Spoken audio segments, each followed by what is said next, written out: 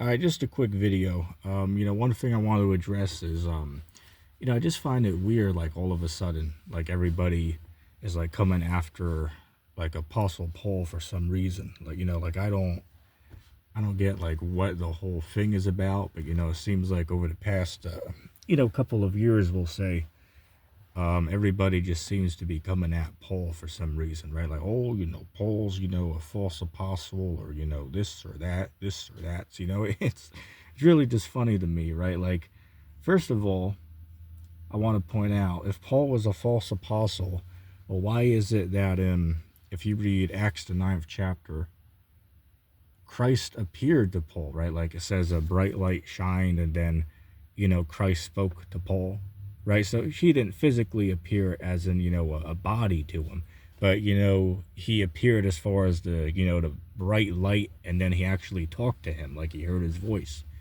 right? So the question I have, right, like if Paul was such a false apostle, and, some people even say that Paul is actually the Antichrist, believe that or not, which I don't know where the hell they get that from, right? But the thing about all this, right, like if Paul was false, so why the hell did Christ appear to Paul and like speak to Paul and say, he is a chosen vessel, that I'm going to use, to preach the good news to the nations, right? Like I was just reading Acts 9 yesterday, just to fact check what I'm saying, right? And that's what it says, right? Like Christ appeared, spoke to him, and said, yeah, he's a chosen vessel, right? Paul's a chosen vessel, to be used for the furthering of the ministry. So I was like, wait a second, hold up. Now that this opens a whole nother Pandora's box, or a whole nother can of beans, whatever slur you want to use here, right? Like, wait a second. So are you now going to tell me that the red letter is now wrong? Like in Acts 9, it uses red letter, which for anybody that knows anything about the Bible, the red letter is Christ's words, right? When you see something in red letter, that's Christ speaking there, right?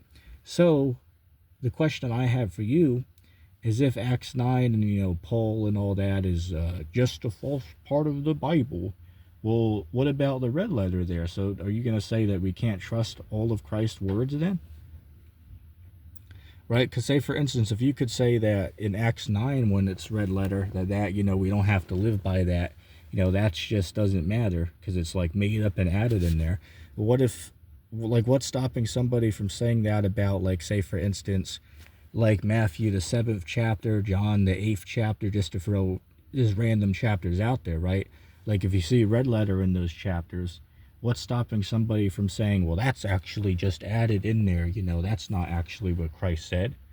Like, it just seems contradictory to me. Like, how could you say that you believe in Jesus and his writings and his teachings and his words that you read, but then in Acts 9 when he talks and speaks about Paul, now all of a sudden that's rejected and, not true, right? That's not true. It just retarded to me. Like, I just don't get that.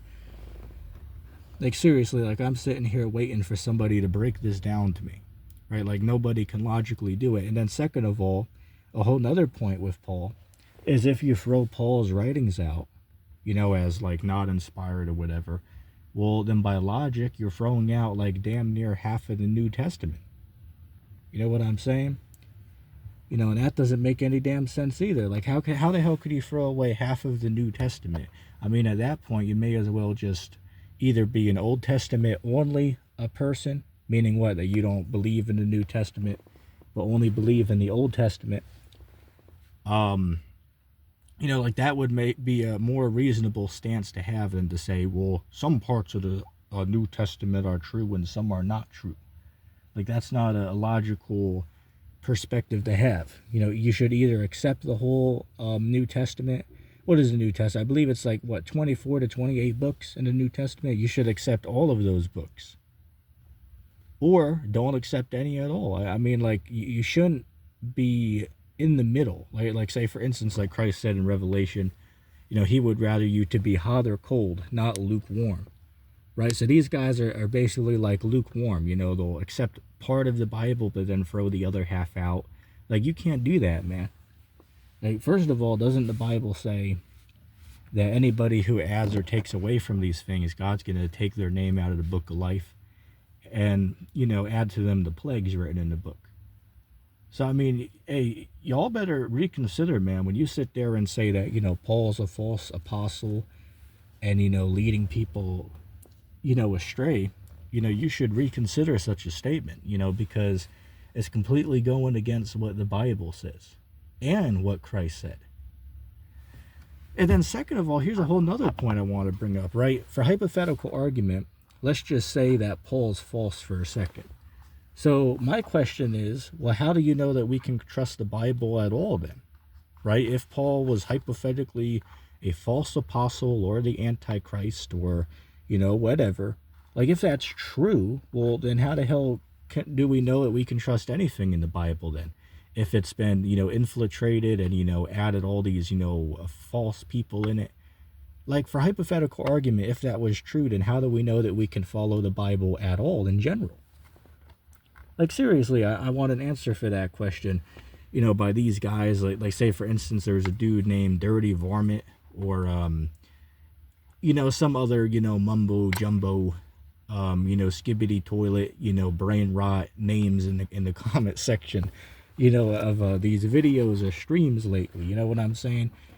But I agree with Galapagos, right? My good buddy, as he was telling me, it's like, yeah, man, it's just strange all of a sudden, all these doctrines popping up and, everybody's like, anti-Paul now.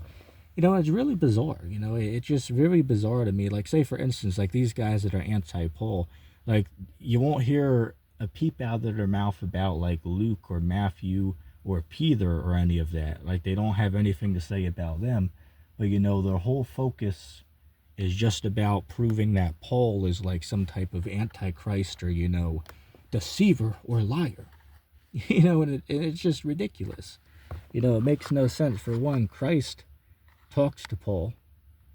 So if Paul was false, well, why the hell would Christ appear to him and talk to him and say that he was going to use him as a chosen vessel to teach unto the nations? So, I mean, just that, statement on its own from Acts 9 literally blows the belief out of the water. Like, I mean, seriously. That's a torpedo strike right there, to this doctrine. I mean, really, you could just end it there, Then all these guys try to say, oh, well, Paul says you don't got to keep the law. Well, where the hell did he say that? Like, I don't remember reading that in Paul's writings where you don't got to live by the law. I mean, Paul clearly taught that you had to live by the law. So, I mean, the challenge is on the table, right? Like, somebody show me something that Paul taught that was not correct according to what the Bible and what Christ teach. Like, that's my question, and that's an open challenge to anybody out there. Show me something that Paul teaches that is in contradiction to the rest of the Bible. Like, I'm still waiting for an example, right? I'm still waiting for an example. Like, the best argument I've heard is somebody try to say, oh, he said that you can eat food sacrificed to idols. It's like, all right, well, yeah, what is that? 1 Corinthians, the 8th chapter? I believe it's starting at like verse 4 on down.